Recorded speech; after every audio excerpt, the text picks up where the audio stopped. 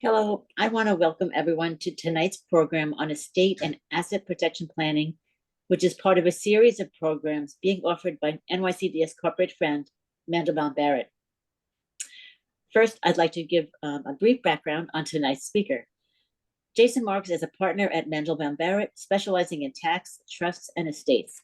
He provides comprehensive counsel on tax and estate planning, elder law, life care planning, asset and wealth preservation, and special needs planning. Jason's expertise spans estate administration, wills, trusts, tax controversies, and business planning for individuals and entities. As an elder care and special needs attorney, he is dedicated to safeguarding the rights of the elderly and disabled, guiding them through challenges related to aging, nursing home care, guardianship, Medicaid, and government benefits. Jason is an active member of the National Academy of Elder Law Attorneys and holds important roles within the New Jersey chapter of, I'm going to say NAELA, NAELA, and the Jewish Community Housing Corporation. His knowledge is widely shared through numerous lectures on elder care, estate planning, asset protection, and special needs planning. I just want to mention that the next legal program will focus on avoiding pitfalls in the hiring process, and it will be held on November 16th, same time, 7 to 8 p.m. Thank you. Good evening.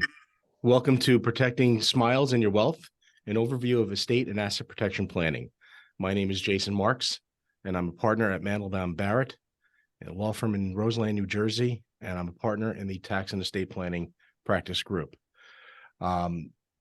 The presentation for this evening is going to be broken up into two segments. The first segment is going to be focused more on estate planning, focusing on the reasons for estate planning and the benefits of it. And the second half of the presentation, I'm going to dive into more of the asset protection planning. If anybody has any questions, I believe we have a chat open. Please feel free to use that and ask questions at any time. I'm wholly of the belief that it's better to get the questions out and answered rather than to wait until the end, because sometimes we never get to them. So if you have any questions, I'm happy to stop and quickly answer those questions. So let's get right to it.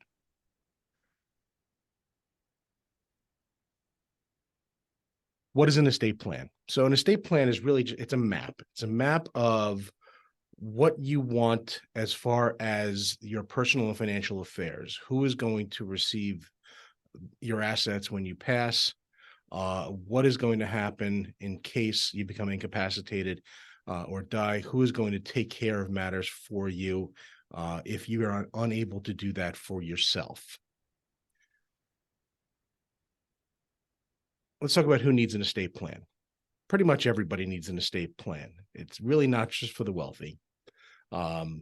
Estate planning becomes much more complicated and more sophisticated with when there are greater assets involved. But having an estate plan is really something that everybody, especially married couples with children, need, or an individual with children needs. One thing I want to point out is, if you do not have an estate plan, you're not going to have any control of what happens to your property when you die or when you become incapacitated. Somebody else is going to make that decision for you. And a lot of times that decision is going to be determined by a court. So having an estate plan sets forth your wishes as to what you want, as far as your last will and testament, as far as who you want to receive your assets when you pass, so that you can avoid family disputes and keep harmony, particularly among your children. It's also important to have an estate plan in order to preserve assets that you're going to provide for somebody else. Now, as I said before, as wealth increases, as your estate becomes a little bit more complicated and sophisticated, you're a practice owner, you're a business owner, you're a property owner, estate planning is particularly essential at that time. You want to make sure that your spouse isn't, if you need one to make sure if your spouse is not comfortable with handling financial matters. Some people just are not financially savvy, and having an estate plan that identifies who is going to be taking care of financial matters for the people who are left behind when you're no longer around. If you have minor children, having an estate plan is certainly essential.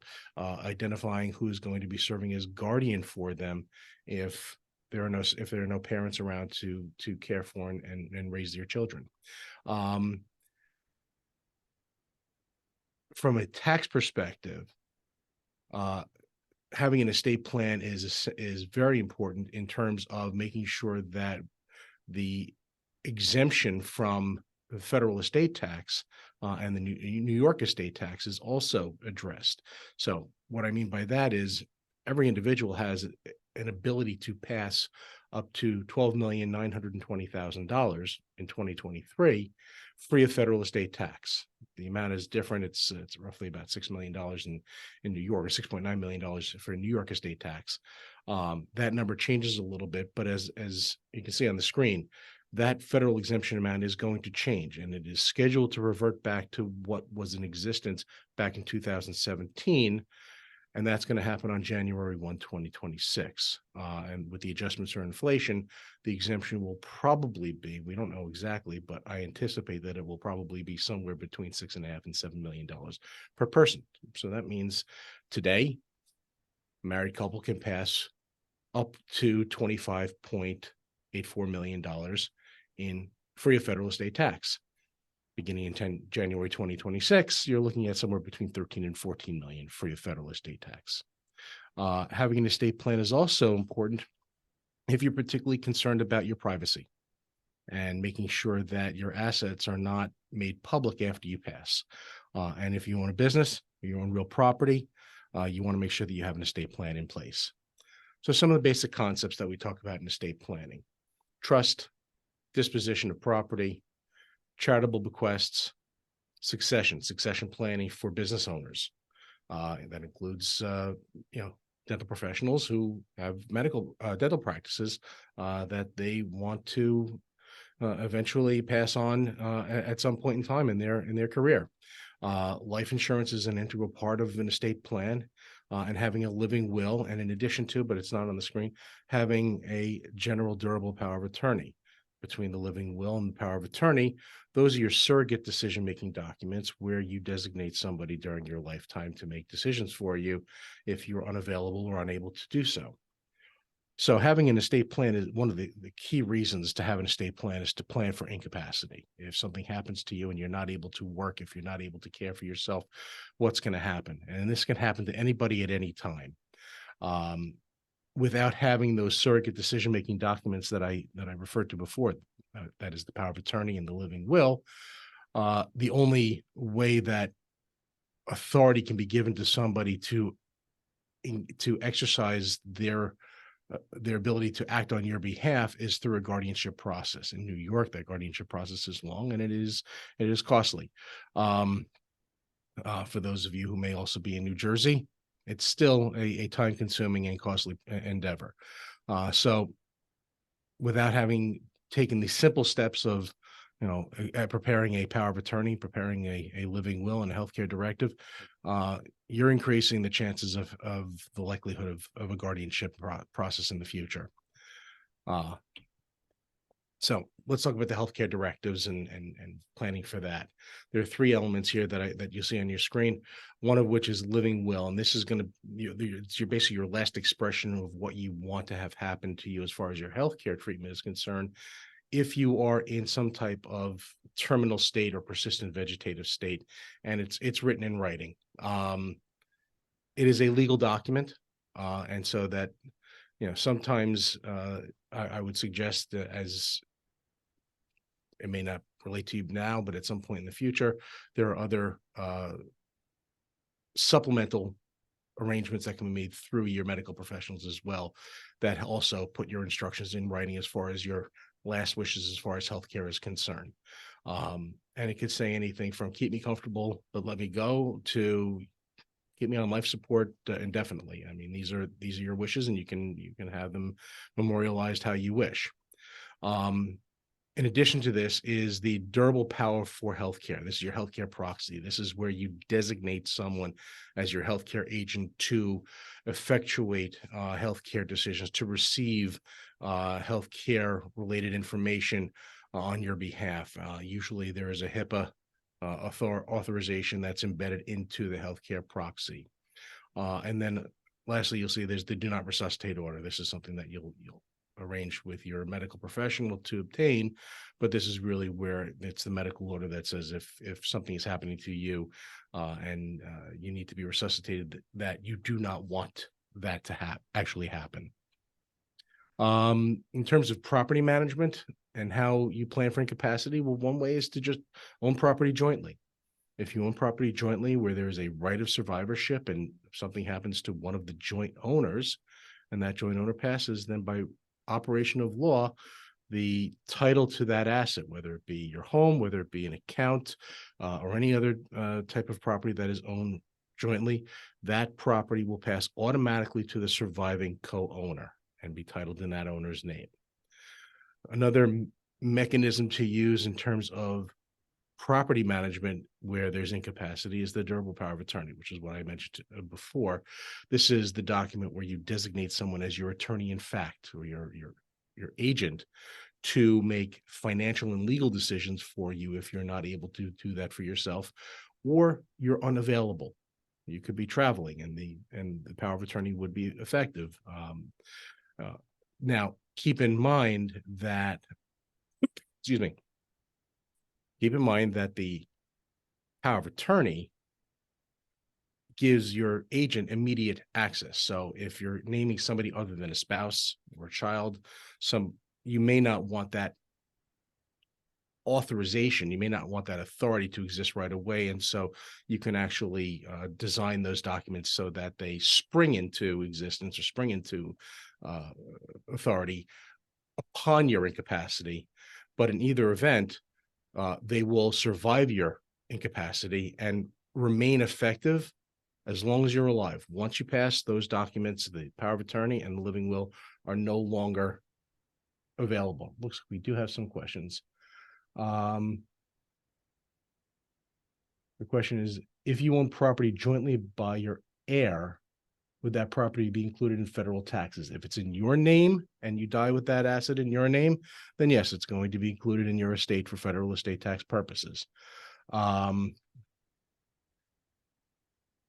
Now, one other method of planning for incapacity is to use a living trust, a revocable living trust. And essentially, it's a very effective way of managing your property, and oftentimes works better than a power of attorney, because the power of attorneys are legal documents. A lot of financial institutions are reluctant to rely on, unfortunately, a lawyer's power of attorney, even though they are required to do so, but they always respect the authority of a trustee. And so creating a revocable trust, which really is sort of your alter ego for asset ownership and tax purposes, creating and funding a revocable trust so that if there is an incapacity event, the successor trustee who would be named in the document would step into the role of acting trustee and be able to write checks, pay bills, and manage the assets, manage the investments of the creator of the trust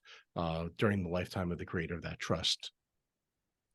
If you die without having an estate plan, particularly a last will and testament, don't worry. The state has one for you. It's called dying intestate.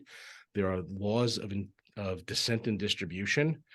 It may not be what you want to have happen, but they're there nonetheless. So if you die without a will, trust me, somebody's going to get your property. And let's take a look at, a typical example in New York.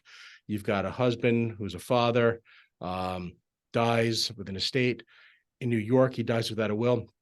In New York, his surviving spouse will receive the first $50,000 of husband's estate and one half of the remainder of the estate. Each of the children will share in the balance. There are two children in this illustration here, and so each one will receive a quarter.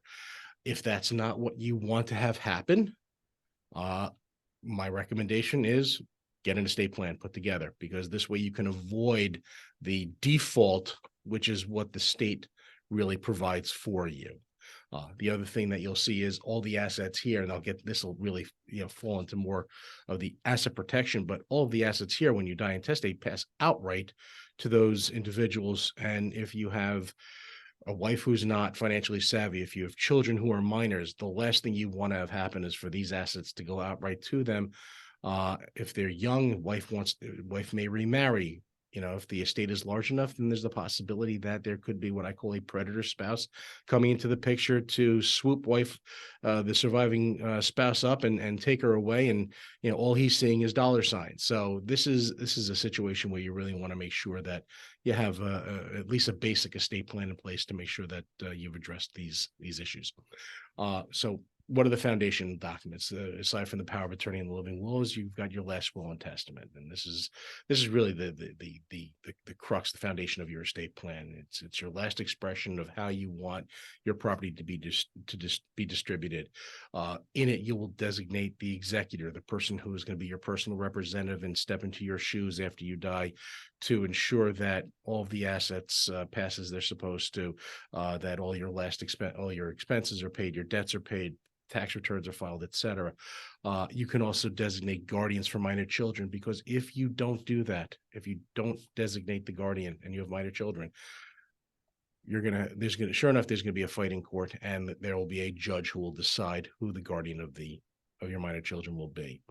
A properly designed will can also accomplish other goals in terms of tax planning, some asset protection planning as well. There are formalities, however, that have to be followed. I know I'm asked constantly by my clients, well, can you just send me the document and I'll sign it? Yeah, I can do that, but there are specific requirements that have to be done when you sign a last will and testament. If the formalities aren't followed, then when the time comes that you need to submit that court to probate, chances are it's not going to be respected.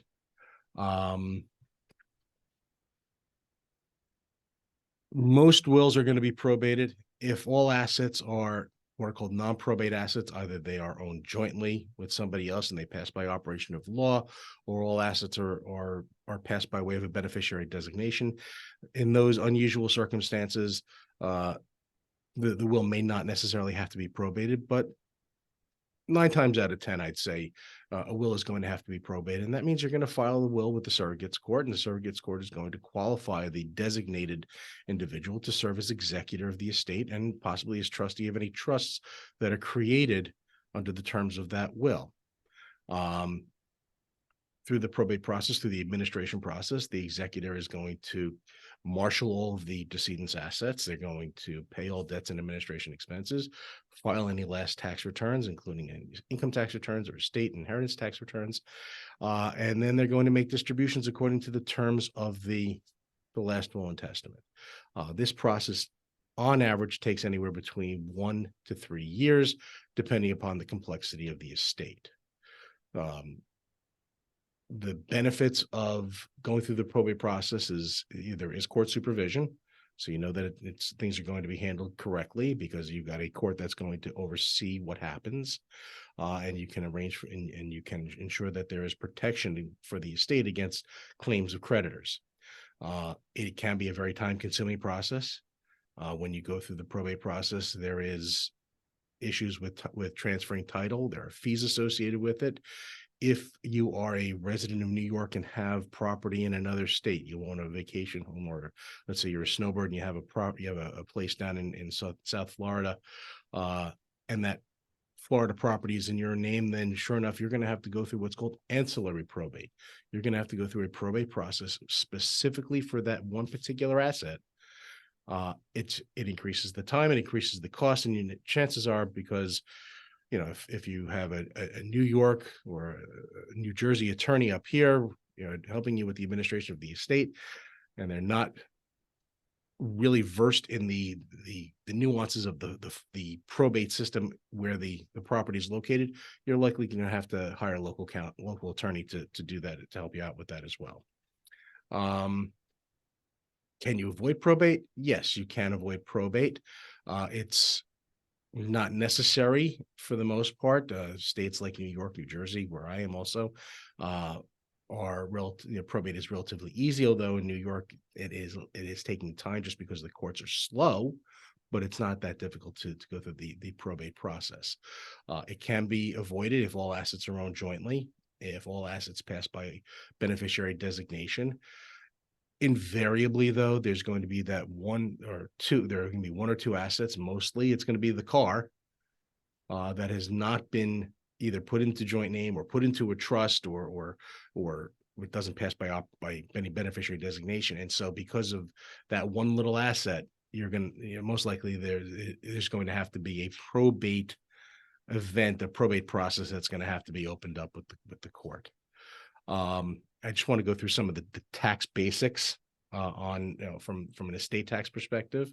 So when we talk about estate planning, the three taxes that are most relevant are the federal gift tax, which is a tax that is imposed on the value of the assets that you transfer to somebody else, and you give away total control of those assets to somebody else during your lifetime. There's also the federal estate tax. This tax is imposed on the transfers that are made upon death, and it's based on the value of your assets, subtracting out of that any expenses that are associated with the administration of the estate, as well as the exemption amount that we talked about, that $12,920,000.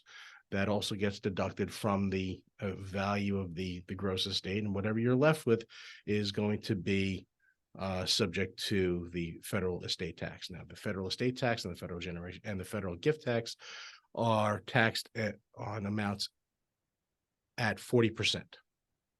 It's a high number. So again, another reason as your assets increase, as your wealth increases, as your assets become a little more complex, that you may want to start to consider implementing an estate plan that focuses on not just the transfer of the assets, but the tax aspect of the planning as well. One thing I want to mention is that federal exemption amount that can be used against gifts that you make during your lifetime, or against the assets that you pass as part of after your death as part of your estate. So that exemption that we talked about is available to you now or later on. And there's a better bang for your buck when you use it during your lifetime. The other tax, which most people don't really hear about much, but is something that is relevant to a lot of clients that I deal with, is something called the federal generation skipping transfer tax. And that means where you leave assets to somebody who is more than one generation below you, a grandchild, a great grandchild, et cetera, whether it be outright to them or in trust for their benefit. There is also a federal generation skipping transfer tax that would be imposed. Now, just like with the federal estate tax and the gift tax, there is an exemption amount, also the same amount, $12.92 million, that everybody has to offset transfers to skip persons, the federal, generation skipping transfers. So planning accordingly so that you take advantage of those transfers and the use of those exemptions is very important.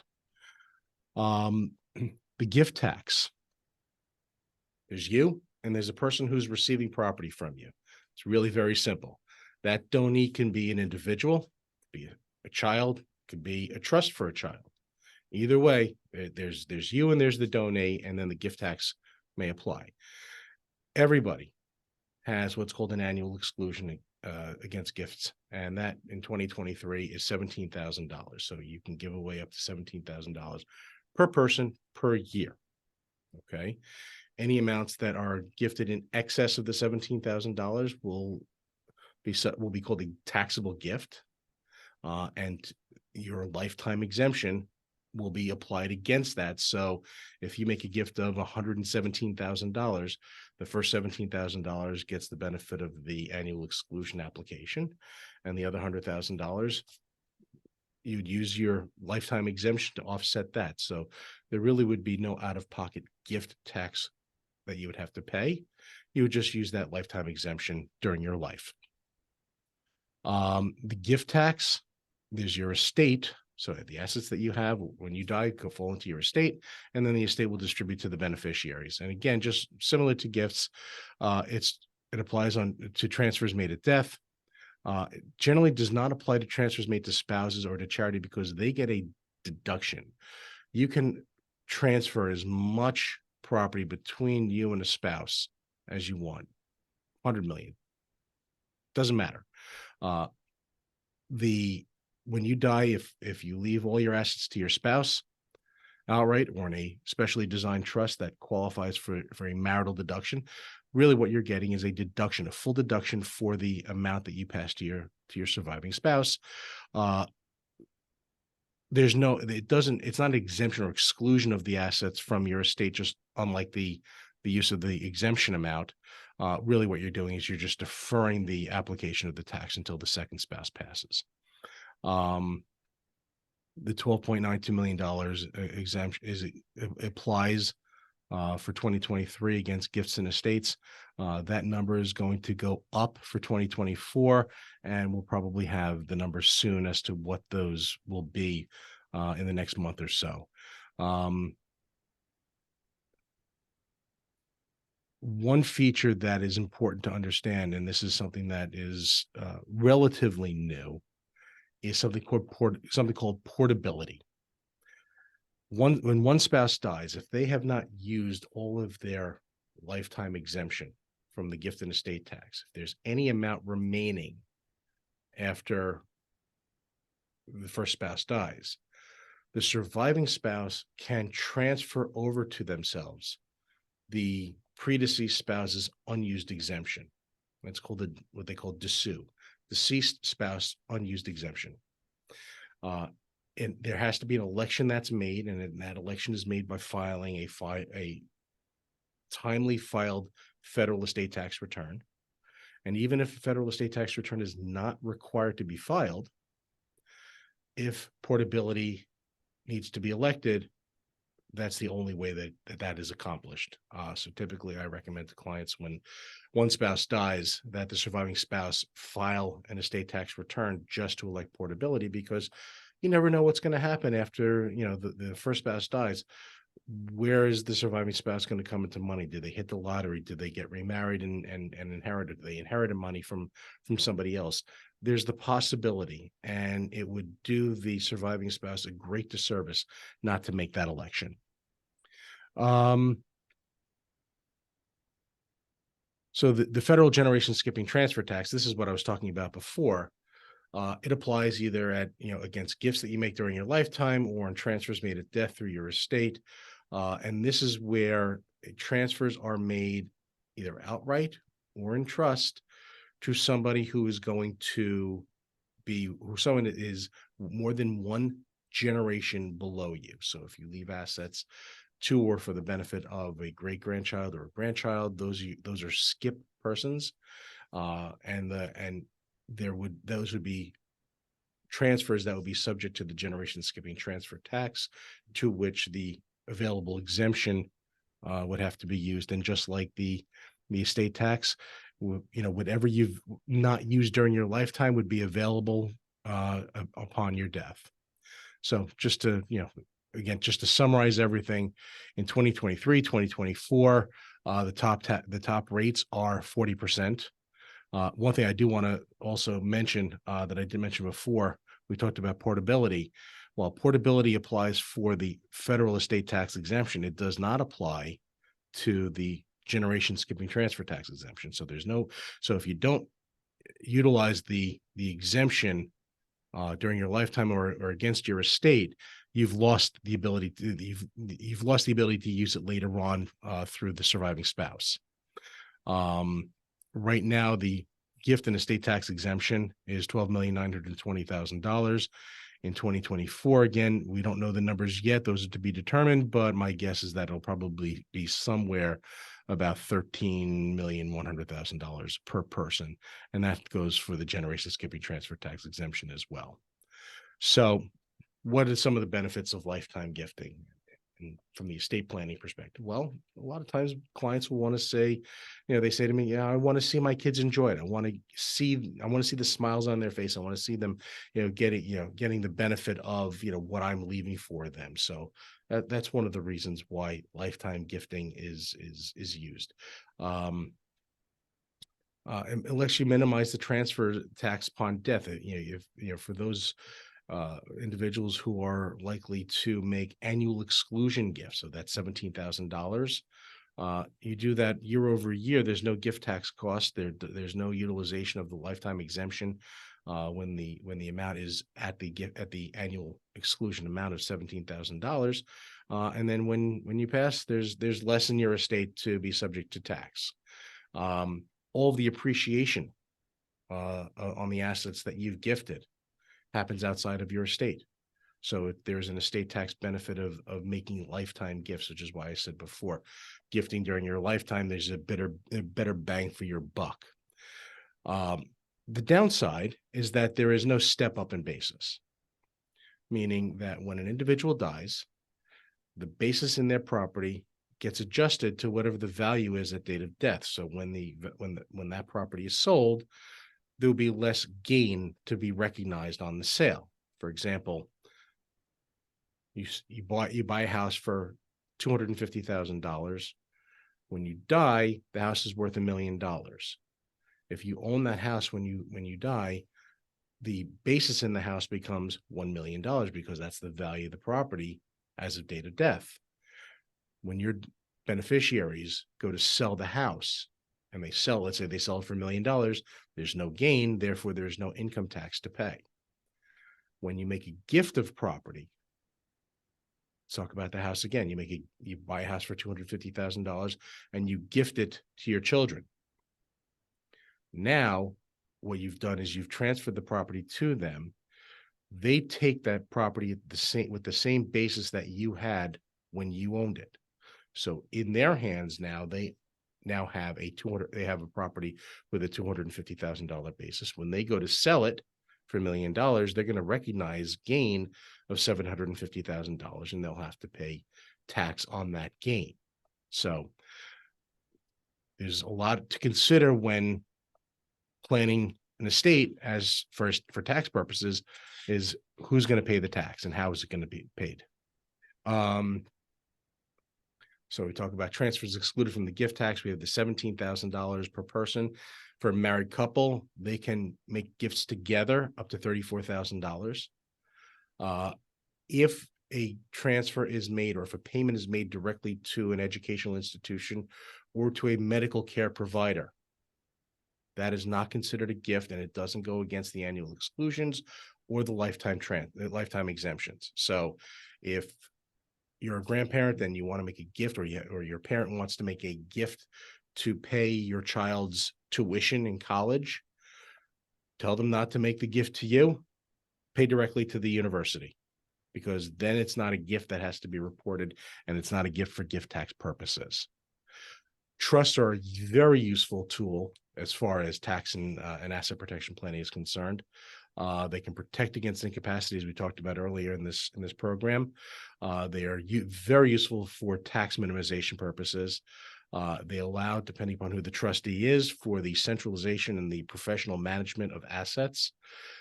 They provide and protect minors from access to the assets, as well as elders for elder planning. And they can be a tremendously useful tool for asset protection planning, including protecting against divorcing spouses. I use trusts often as a supplement, so the belt and suspenders to having a prenup. With a trust is a legal entity. There are three parties to a trust. There's the grantor, also sometimes called the settlor. There is the trustee. That's the individual who has a fiduciary responsibility to the beneficiaries, who are the third parties to a trust. Trusts are very simple. You create the document. It's a contract between the grantor and the trustee. The grantor puts property into the trust. It could be real property, it can be investment assets. There's a variety of assets that can be held in trust. And the trustee agrees to manage the assets, invest the assets, and make distributions of the income earned by the trust and principal to or for the benefit of the beneficiaries, according to what the specific terms are in the trust agreement itself. The two types of trusts are revocable trust and irrevocable trusts. Revocable being that they are amendable, they can be terminated at any time. Irrevocable trusts are ones that cannot be altered, amended, revoked, or terminated. The difference between living trust and testamentary trust: living trusts are trusts that are created during an individual's lifetime, whereas testamentary trusts are created usually under the terms of a will after somebody dies. And then from an income tax perspective, there are grantor trusts and non-grantor trusts. Grantor trusts are those trusts that are essentially disregarded for income tax purposes. And so the grantor is treated as the owner of the assets for income tax purposes and recognizes all of the income, whereas non-grantor trusts are separate tax-paying entities and recognize and pay their own income taxes. Life insurance is a key component to estate planning and should also be considered. But the one thing that I want to point out with life insurance, while it's a great way of adding liquidity to an estate, the death benefit of that life insurance policy is an asset that's included in your estate for estate tax purposes. Let me say that again. The death benefit is includable in your estate for estate tax purposes. So when you die and the proceeds pay, it pays income tax free. But you have to consider that there is, let's say you have a $5 million policy. That's an additional $5 million that's included in your estate for estate tax purposes that'll go against your estate, federal and statewide. The problem being, though, is that the proceeds pay to a designated beneficiary. And unless you've designated the estate as your beneficiary, which most people don't do, you have $5 million against which tax is going to be applied, but you don't have the proceeds, you don't have the liquidity because it's been paid to somebody else. So you need to make sure that if that is actually the case, that your will, that your estate plan provides for a way of clawing that the tax money back, or alternatively, that the life insurance policy is put into a trust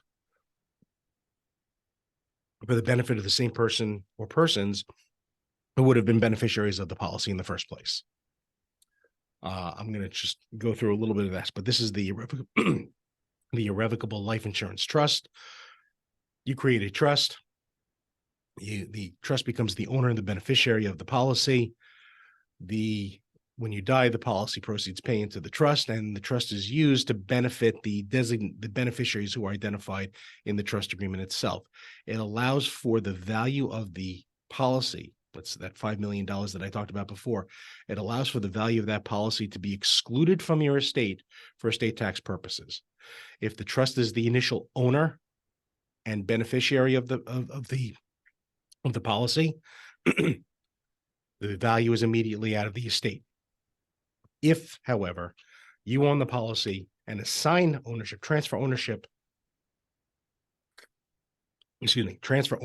to the trust to effectively remove the value of the policy from your estate, you've got to live 3 years. So I always tell my clients, look both ways before you cross the street. I'm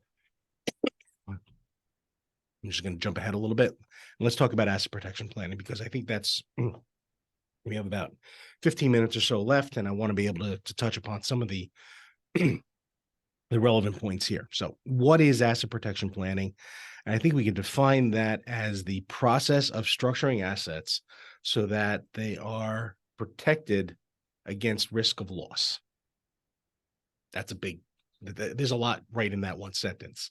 And there are many ways to protect assets.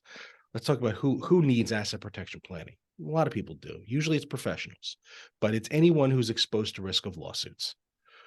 Dentists and doctors, accountants, lawyers, investment professionals, corporate executives, business owners, people who own property, anybody who is at risk of being sued needs to consider protecting their assets. And what can achieve? Well, we're talking about replacing or supplementing liability insurance, asset protection.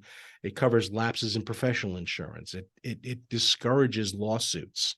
In many cases, depending upon the state, it'll protect retirement funds.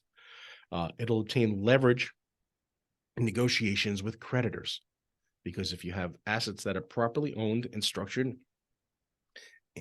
in a well-designed asset protection manner, creditors are going to be discouraged to try to spend the time and the money going after them, and it may lead to a settlement for less than what somebody might otherwise get. And it would protect inheritances, protects against divorcing spouses, all these things that are important from an estate planning side of things. What can't it achieve? It can't protect against claims that have already arisen. That's the too late syndrome. So if there's a claim that's already ripened, there's nothing you can do. You can't start transferring assets or moving assets around to avoid a creditor.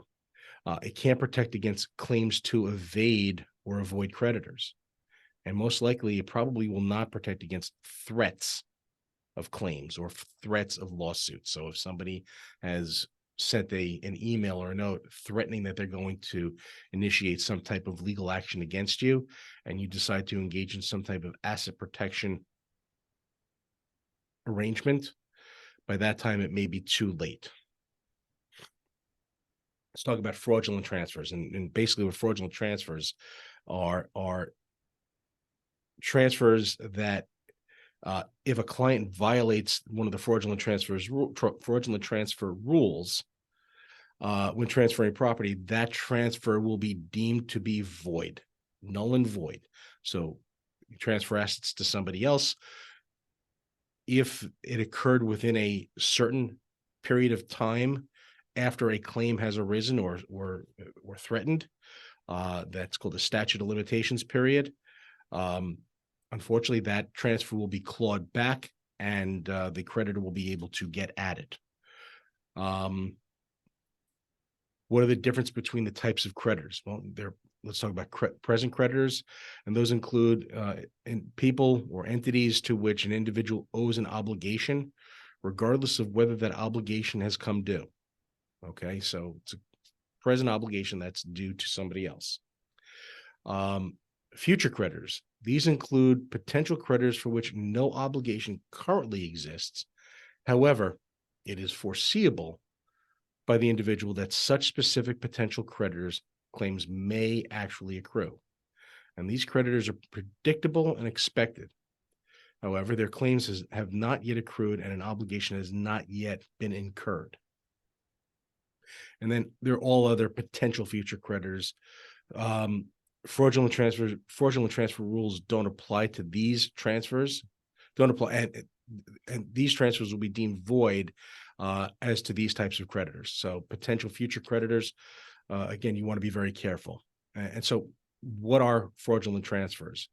As to present and future creditors, fraudulent transfers are those transfers that will be void if the transfer was accomplished with the intent to hinder, delay, defraud a creditor, or was effectuated without the debtor receiving something of equivalent value in return. Okay. For example, the debtor was about to engage in a business transaction which the debtor's remaining assets were unreasonably small in relation to such transaction. So those are the types of things that would be considered fraudulent transfers as to present and future creditors. As far as intent is concerned, what really defines the intent, we look at various what they call badges of fraudulent intent. Did the debtor retain any control of the assets that were transferred? Has the debtor been sued before the transfer? Did the debtor transfer all of his assets? Did he leave nothing left in his name? Did he run away? Did he abscond? Did he try to conceal assets, or did he actually conceal assets? As a result of the transfer, did the debtor become insolvent? These are indications of intent to create a fraudulent transfer. As to present creditors and not future creditors, transfers will be void if the debtor did not receive reasonably equivalent value and the debtor was insolvent or became insolvent as a result of the transfer. When can you undertake asset protection planning? Okay. If you're not intending to hinder, delay, or defraud creditors or a specific creditor, you can undertake asset protection planning. You are not about to enter into transaction in contemplation of which you've intentionally transferred away all of your assets. This includes transfers to trusts. You leave nothing in your name, expecting that you're going to be cutting off ties to all of your assets. That's usually an indication of some intent to engage in some type of fraudulent transfer. But if the intent was not to transfer all of your assets, then that's when you can undertake asset protection planning. Another example is you're not transferring assets to the extent you would make yourself be unable to pay your debts. You're not making yourself insolvent. And there's really no intent for that particular problem.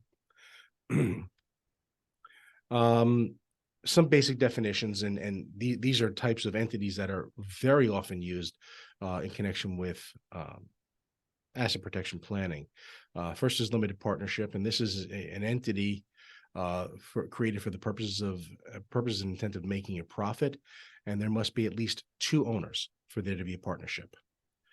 A corporation is another entity.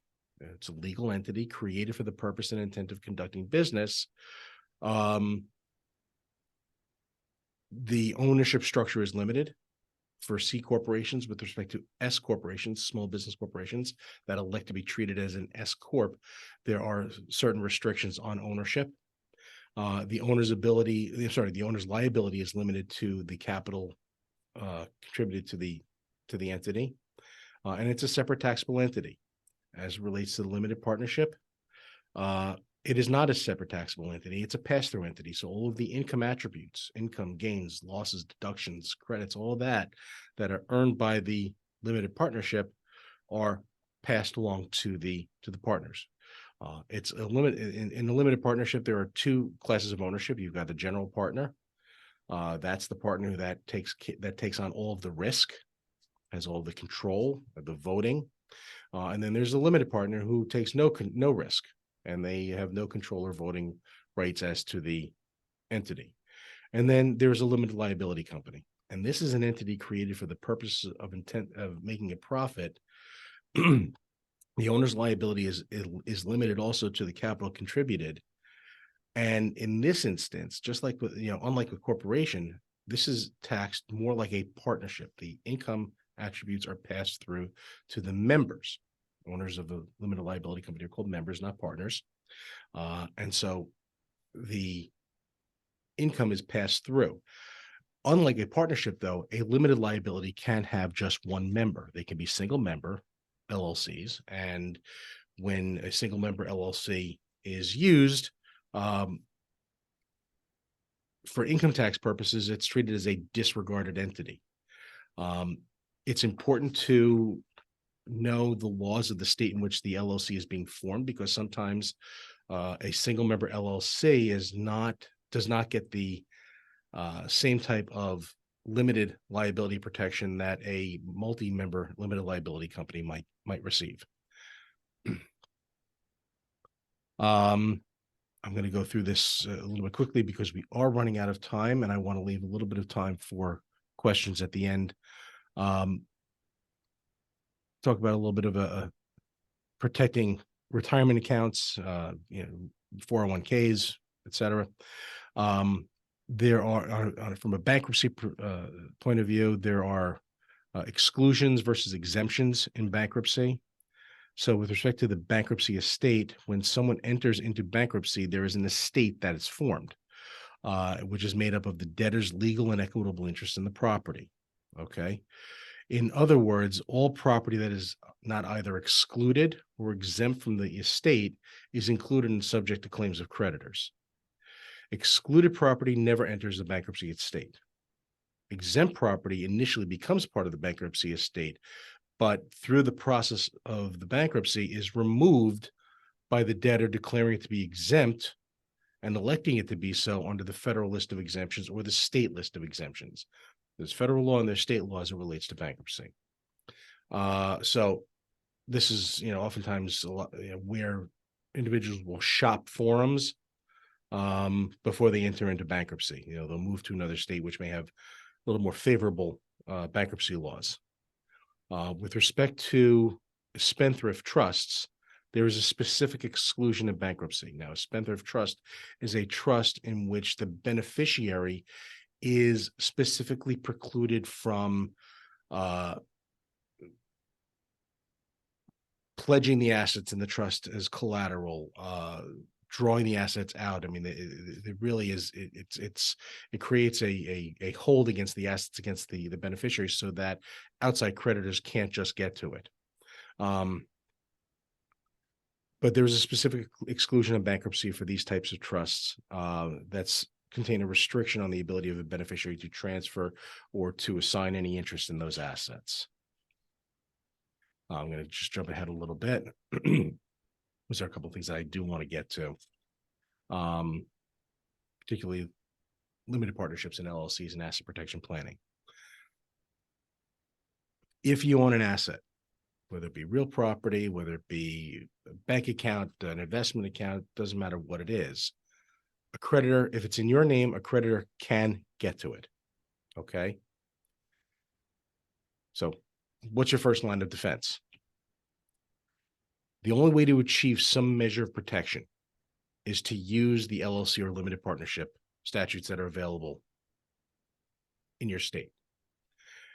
And the reason is because there are provisions in the statutory arrangements that permit creditors only to obtain what are called charging orders. So the states that have these provisions basically provide that they forbid a creditor from taking the underlying asset owned by the LLC or the family partnership or the limited partnership. And instead, the law provides that the creditor can only seize the interest of the entity, the interest of the partnership or the LLC itself. So if ownership and control of the LLC is structured properly, you can reduce the risk of losing the underlying asset, the real estate or the portfolio assets. The creditor may be able to seize the interest, but the management of the LLC is going to be handled by a different party who can refuse to make distributions. But at the same time, even if there's no distributions, because they are taxed as partnerships, the members, the owners, are subject to tax on distributable income, not necessarily just distributed income. And so having a charging order, giving the creditor the economic interest in the entity itself, means that they're going to be subject to tax on what would have been, but is actually not distributed. It becomes a deterrent for creditors to go after these assets. The risk, however, the use of LLCs and the limited partnerships, it does have certain risks, and the question is whether or not courts will respect the structure.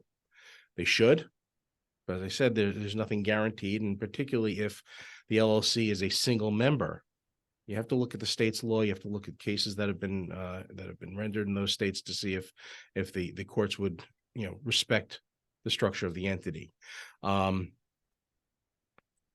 The other question, the other risk is whether or not the state law may change, because that is always a possibility. And if that is a possibility, then you have to revisit the plan to make sure that you're not caught as a result of it.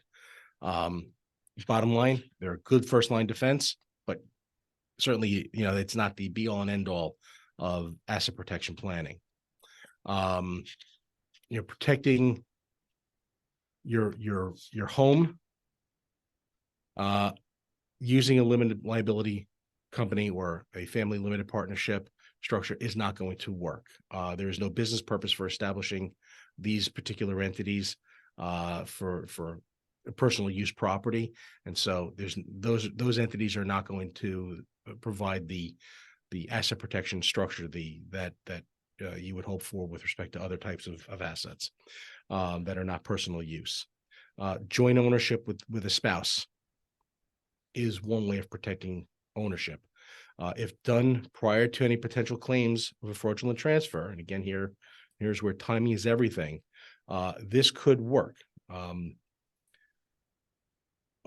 Owning a property as with a spouse may be different than owning property jointly with somebody else, because owning property with a spouse, you can get the benefit of something called tenants by the entirety.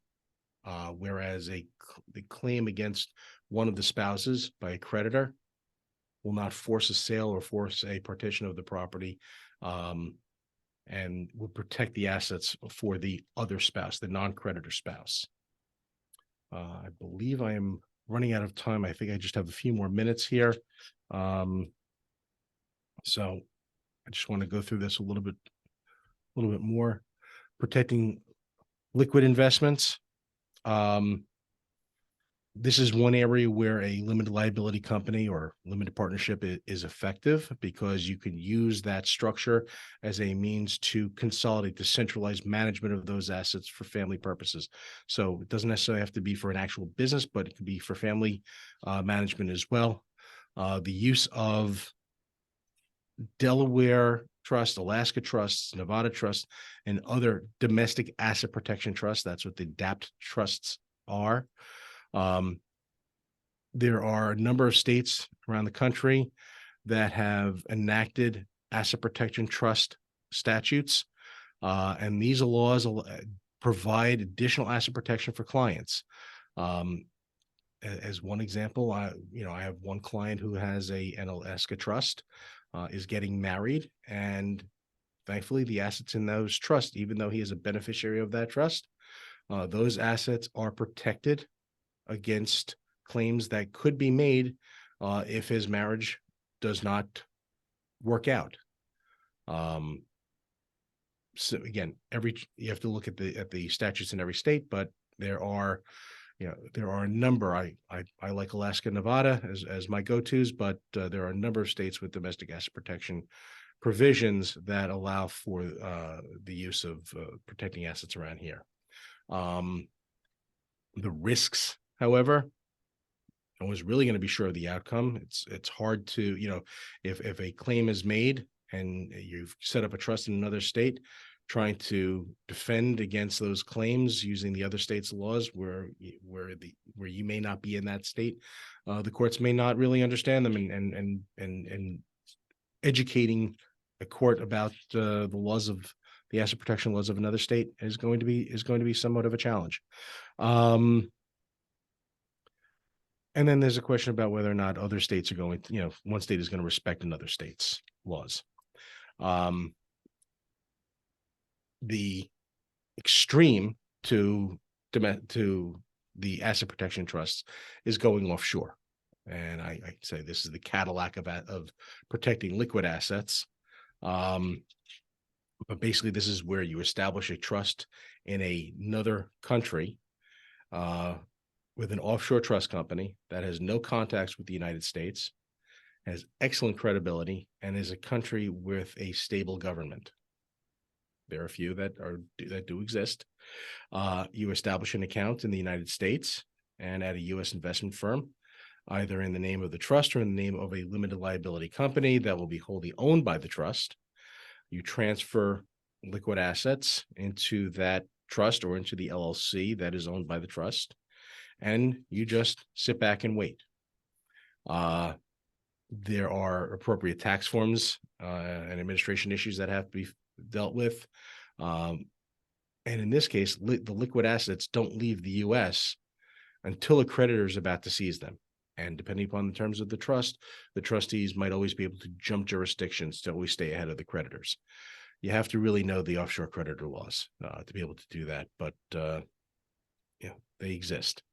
But that's for the, I would say that's really for the more concerned, paranoid individual who really wants to maintain their anonymity and not have assets located in the United States anymore.